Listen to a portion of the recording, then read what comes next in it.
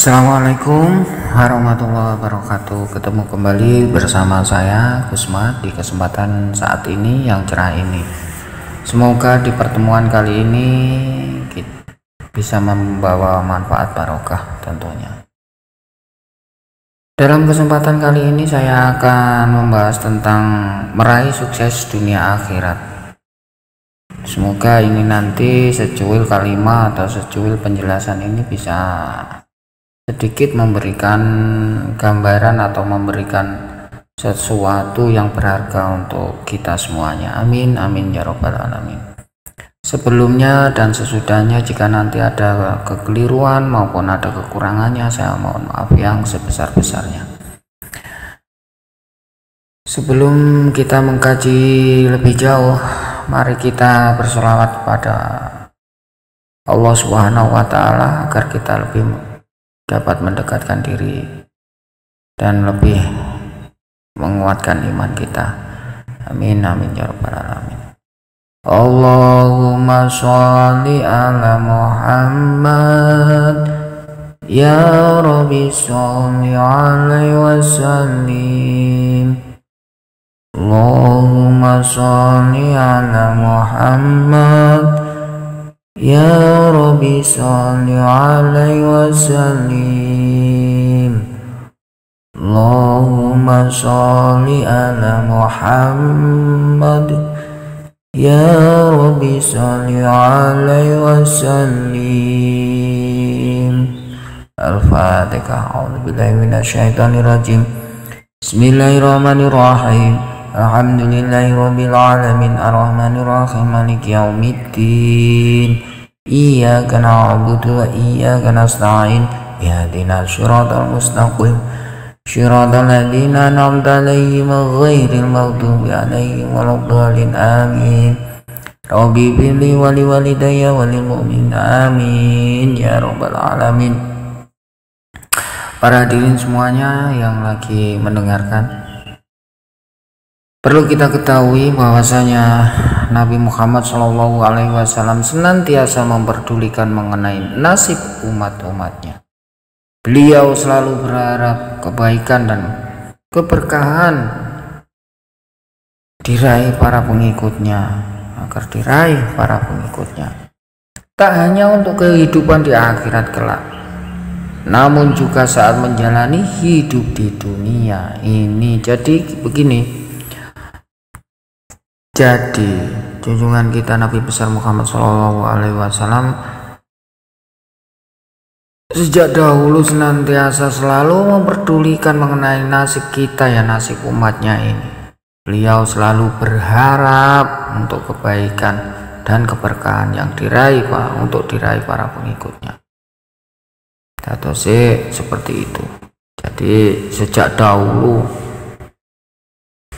Nabi kita Muhammad SAW itu memperdulikan terhadap diri kita, gitu loh. Sebenarnya banyak wasiat yang ditinggalkan atau yang diberikan Rasulullah kepada pengikutnya agar bisa hidup berbahagia di dunia maupun di akhirat. Namun tidak ada salahnya kita simak banyak yang tidak mengerti maupun salah dalam menjalaninya. Coba kita tengok di dalam hadis di bawah ini agar kita mendapatkan kesuksesan lahir batin. Amin amin ya rabbal alamin. 1. Kejarlah akhirat, maka dunia akan mengikuti. Nah, ini seperti hadis di bawah ini, kejarlah akhirat maka dunia akan mengikuti.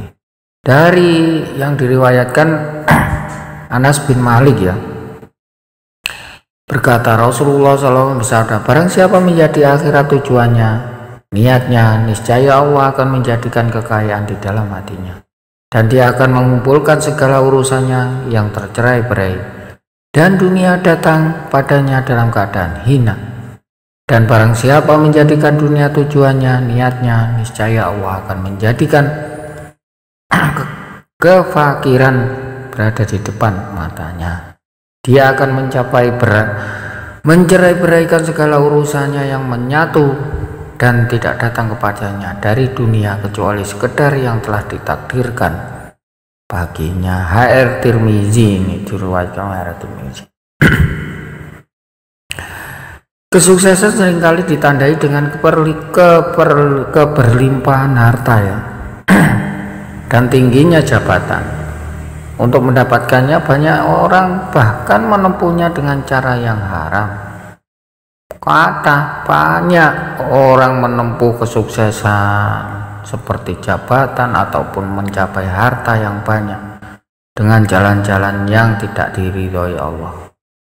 Seperti cara-cara yang ya banyaklah. Padahal menurut hadis di atas, jika kita meniatkan apapun yang kita lakukan untuk akhirat, maka tidak perlu mengharapkan apa yang kita inginkan di dunia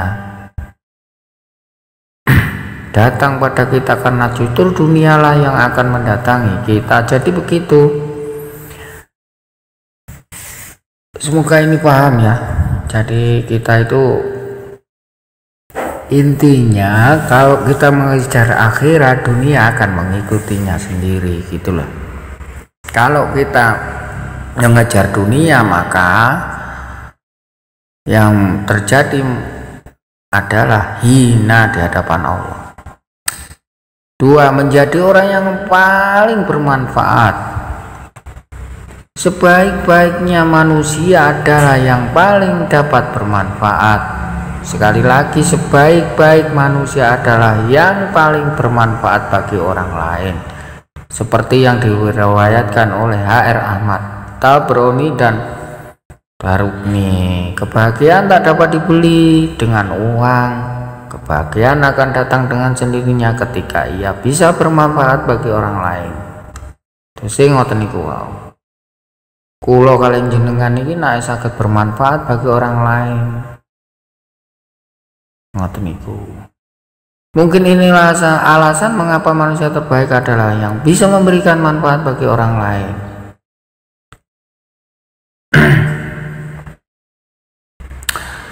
Seperti kados teng bawah niki, tinggalkan sesuatu yang meragukanmu kepada sesuatu yang tidak meragukanmu, seperti yang diriwayatkan oleh HR Tirmizi dan Nasai.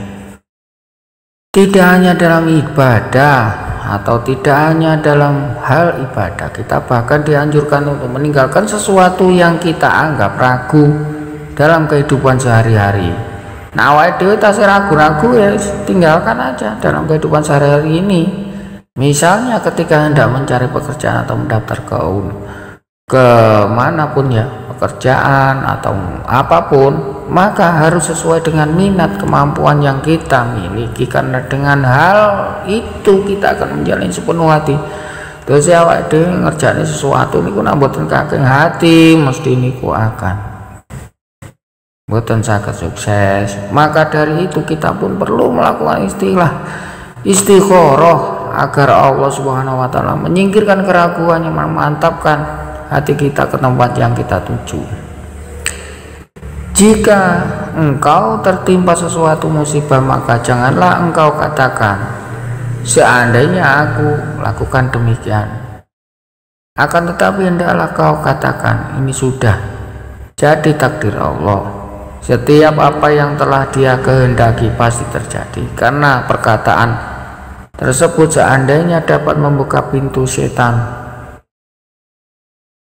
Penyesalan selalu datang terlambat. Dalam hal ini Islam sudah mengatur tentang bagaimana cara menyingkapinya. Kita dilarang menyesali apapun yang telah terjadi, apalagi memikirkan kejadian di masa lalu dan berharap untuk mengulanginya kembali. Oleh karena itu, tetap semangat dalam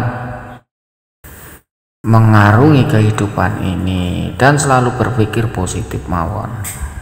Demikian, pasrah terhadap Allah Subhanahu wa taala, kita selalu berikhtiar. Kados ingkang diriwayatkan oleh Bukhari Muslim wonten ngandhap menika. Sesungguhnya amal ibadah itu tergantung hasil akhirnya. seperti halnya amal ibadah di mana kita akan dinilai baik buruknya ketika mati. Dalam hidup, dalam mati, orang pada umumnya baru akan melihat kita ketika sukses.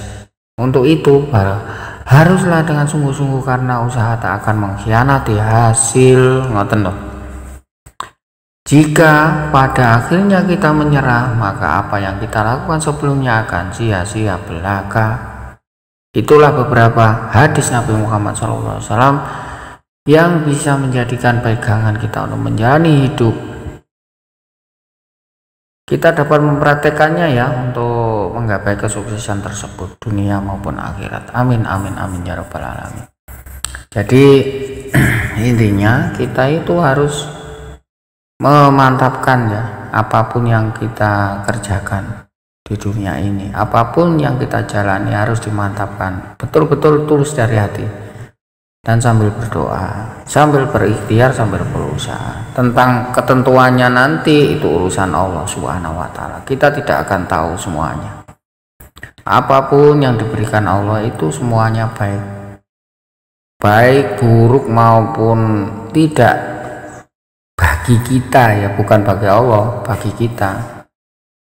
Namun untuk Allah semuanya itu sudah baik, karena Allah mengerti segala sesuatu yang diberikan terhadap hambanya.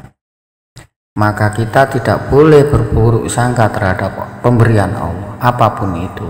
Kita harus mensyukuri dan selalu berbaik sangka terhadap Allah Subhanahu wa Ta'ala, apapun yang diberikannya. Semoga ini menjadi hikmah, dan semoga ini menjadi sedikit agar kita mendapatkan hidayah dari Allah Subhanahu wa Ta'ala. Amin amin ya rabbal alamin. Untuk penjelasan ini sekelumit ini semoga